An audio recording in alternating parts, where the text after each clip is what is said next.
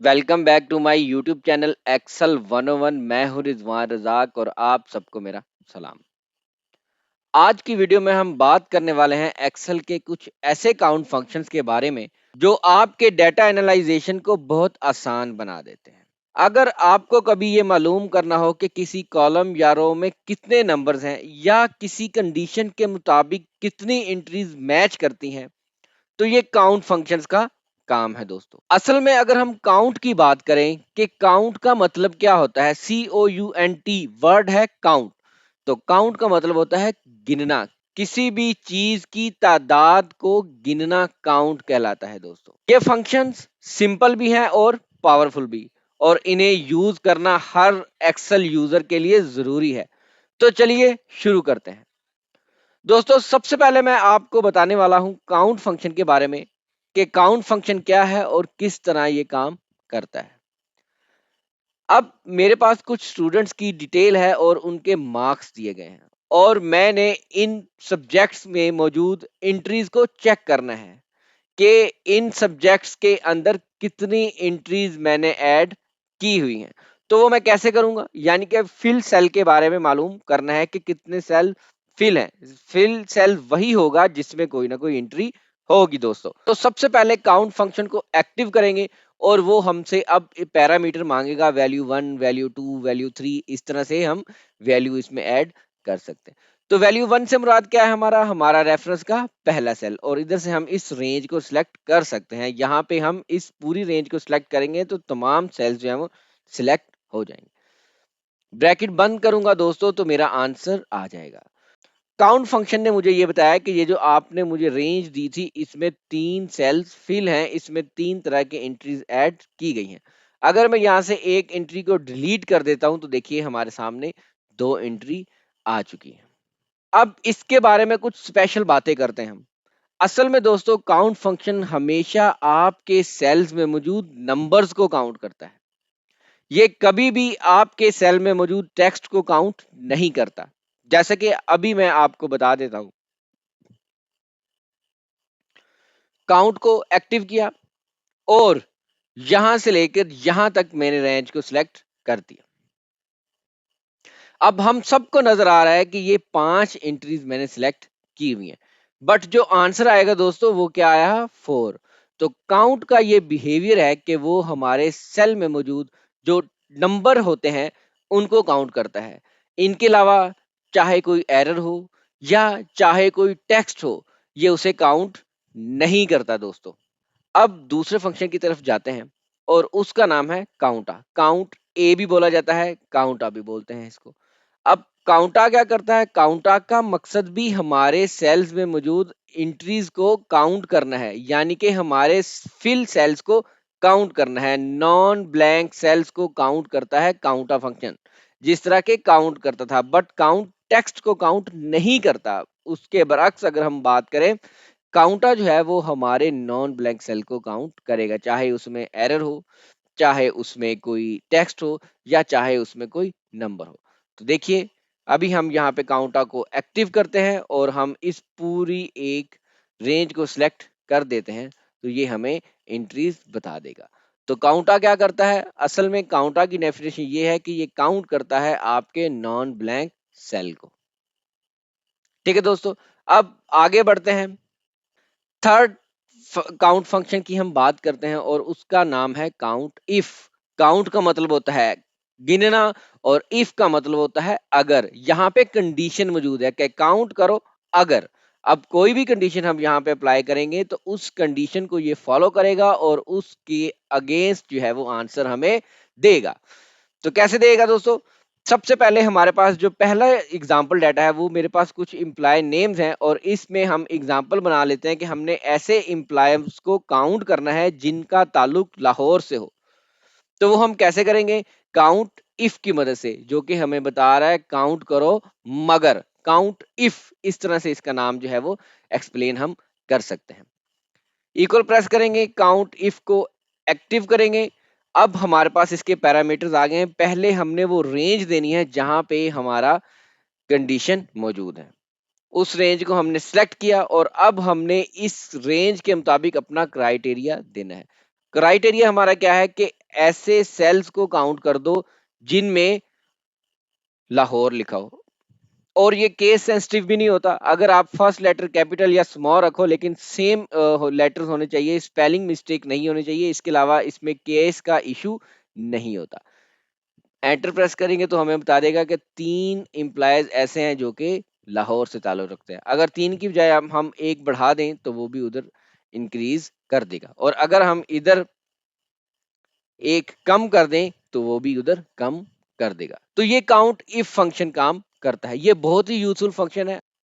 अब second example देखते हैं। सेकंड एग्जांपल में क्या है हमारे पास, हमने ऐसे स्टूडेंट्स काउंट करने हैं जिनके मार्क्स 80 से ज्यादा हो। ये कंडीशंस और एग्जांपल्स मैं खुद से ही बना रहा हूं, आप अपनी नीड के मुताबिक भी इसको डील कर सकते हैं।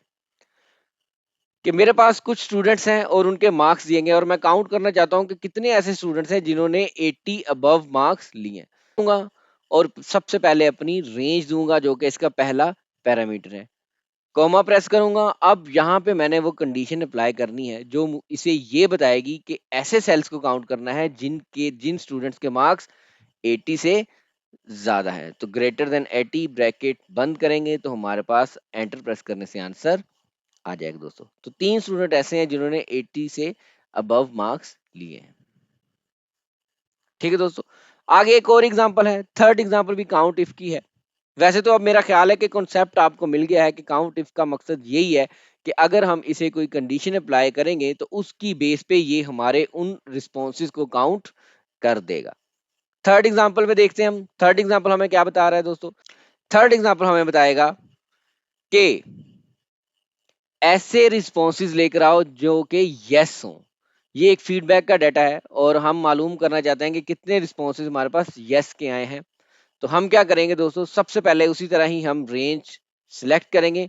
उसके बाद हम यहाँ पे अपनी कंडीशन अप्लाई कर देंगे, ब्रैकेट बंद करेंगे तो हमारे पास आंसर आ जाएगा दोस्तों। तो इस तरह से हम काउंट इफ का भी यूज कर सकते हैं। काउंट जहां भी आएगा तो याद रखिएगा वो आपके आंसर्स को गिनेगा। आपके रेंज के अंदर जो चीजें मौजूद हैं, जिस तरह की कंडीशन उसे दी गई है, तो उसको वो गिन के बताएगा। ये काम करता है काउंट इफ। इसी तरह एक और फंक्शन है, फोर्थ फंक्शन है दोस्तों, काउंट इफ्स। पहले हमने काउंट इफ पढ़ा, अब बात करते हैं हम काउंट इफ्स का।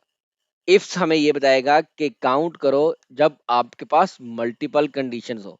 काउंट इफ में हमने एक ही कंडीशन को अप्लाई किया था, एक ही क्राइटेरिया दिया था, और यहाँ पे हम जो है वो डिफरेंट क्राइटेरियाज दे सकते हैं दोस्तों। पहले की एग्जांपल देखते हैं।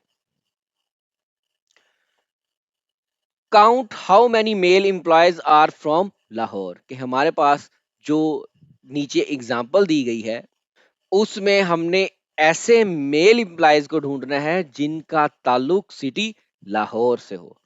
ऐसे मेल एम्प्लॉय जो कि लाहौर में रहते हो। यहाँ पे हमारे पास दो कंडीशन है, तो काउंट इफ हम नहीं, यहाँ पे काउंट इफ्स अप्लाई करेंगे दोस्तों। तो काउंट इफ्स के लिए हम क्या करेंगे, काउंट इफ्स को एक्टिव करेंगे, अपनी पहली रेंज क्राइटेरिया देंगे। हमारी पहली कंडीशन क्या है कि उसको क्या होना चाहिए, मेल होना चाहिए। पहले हमने उस कॉलम को सिलेक्ट किया, उसके बाद हमने उस कॉलम की कंडीशन दे दी, वो क्या है, मेल। मेल होने चाहिए। और दूसरा क्राइटेरिया रेंज हमारे पास क्या है कि सिटी उनकी कौन सी होनी चाहिए दोस्तों, लाहौर होनी चाहिए। सिटी कौन सी होनी चाहिए, लाहौर। ब्रैकेट बंद करेंगे तो हमारे पास आंसर आ जाएगा। यहाँ देखिए दो ऐसे एम्प्लॉय हैं जिनका ताल्लुक लाहौर से है और वो मेल भी हैं दोस्तों। काउंट इफ से ये काम कर सकते हैं। नेक्स्ट एग्जांपल देखते हैं। नेक्स्ट एग्जांपल पे मेरे पास ऑब्जेक्टिव ये है, count how many students scored more than 80 in math. यहाँ पे सब्जेक्ट वाइज मार्क्स लेने हमने, लेकिन वो जो 80 से अबव हो।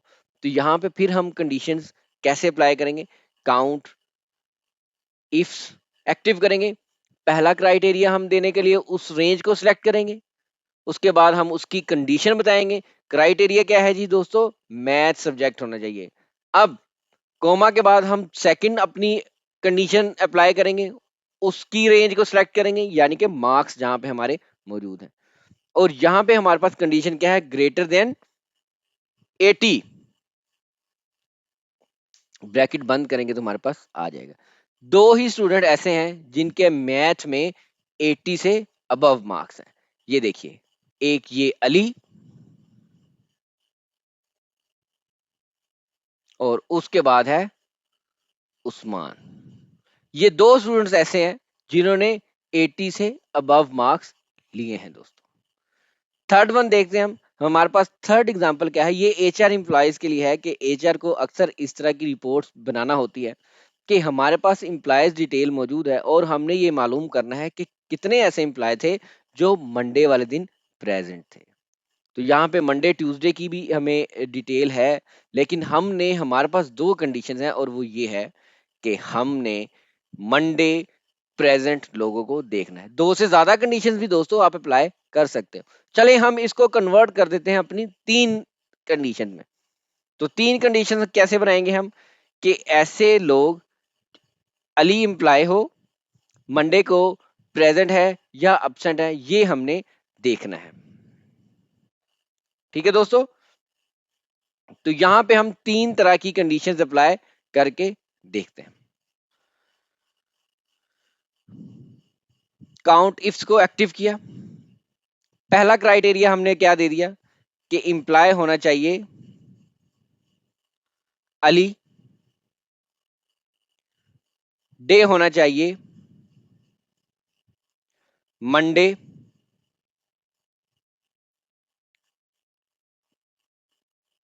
और स्टेटस के लिए हमने उस रेंज को सिलेक्ट किया। अब हम तीसरी कंडीशन अप्लाई कर रहे हैं दोस्तों,